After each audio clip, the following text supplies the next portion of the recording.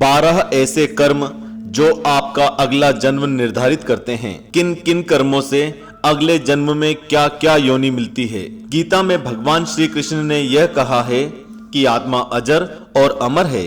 भगवान श्री कृष्ण कहते हैं कि जिस प्रकार मनुष्य अपने वस्त्र बदलता है, ठीक उसी प्रकार एक आत्मा भी नए नए जन्म लेकर अपना शरीर बदलती है। हिंदू धर्म में पुनर्जन्म पर विश्वास किया जाता है, अर्थात यह माना जाता है कि किसी भी व्यक्ति के मृत्यु को प्राप्त हो जाने के बाद भी आत्मा जीवित रहती है। जब तक कोई आत्मा को मुक्ति नहीं मिल जाती, तब तक ये ऐसा ही चलता रहता है।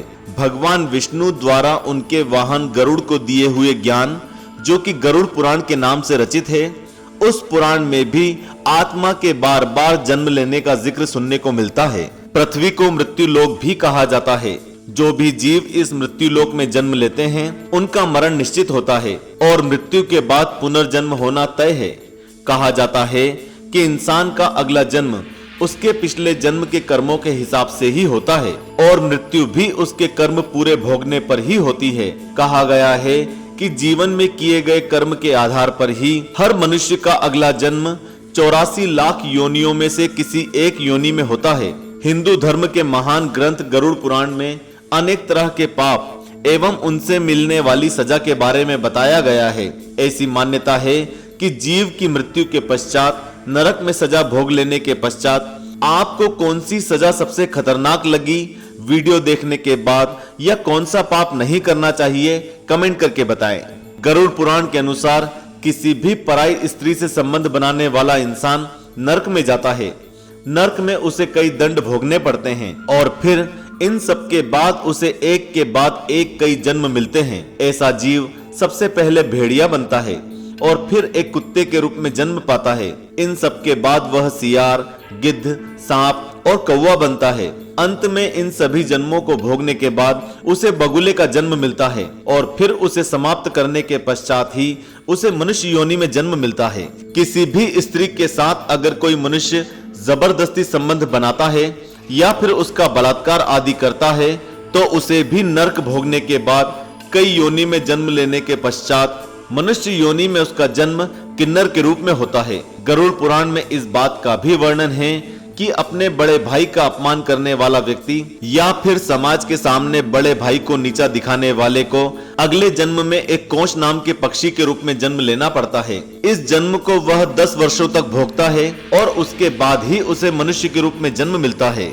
गरुड़ पुराण में वर्णित है कि जो व्यक्ति सोना या पैसे की चोरी करता है, उसको कीड़े के रूप में जन्म मिलता है। साथ ही चांदी के सामान की चोरी करने वाला व्यक्ति कबूतर बनता है। जो व्यक्ति किसी के वस्त्रों की चोरी करता है, वह अगले जन्म में तोता बनता है और सुगंधित पदार्थों की चोरी करने पर छछूंदर के रूप में जन्म लेना पड़ता है।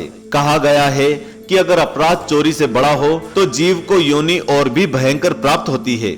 यदि कोई व्यक्ति किसी हथियार से किसी की जान ले लेता है, तो अगले जन्म में उसे गधे की योनि में जन्म लेना पड़ता है, जिसके बाद वह हिरण की योनि में पैदा होता है। उसके बाद उसे मछली, कुत्ता, बाघ और फिर उसके बाद मनुष्य योनि में जन्म मिलता है।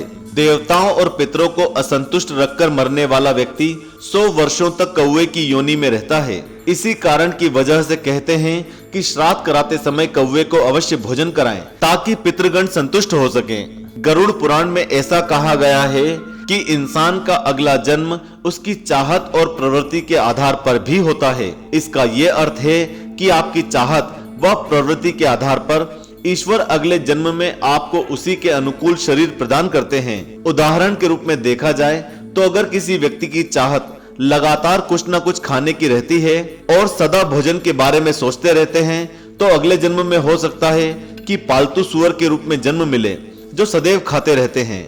जो व्यक्ति सदैव दूसरों की मदद करता है और पशु पक्षी और दूसरे जीवों पर दया रखता है, जरूरतमंदों की मदद करता है, गरीबों को दान करता है और निस्वार्थ होकर धन का प्रयोग धार्मिक कार्यों में करता है, तो ऐसे व्यक्ति को अगले जन्म में मनुष्य योनि में ही जन्म प्राप्त होता है। लेकिन धन के प्रति लोभ रखने वाला मनुष्य अगले जन्म में सांप की योनि में जन्म पाता है।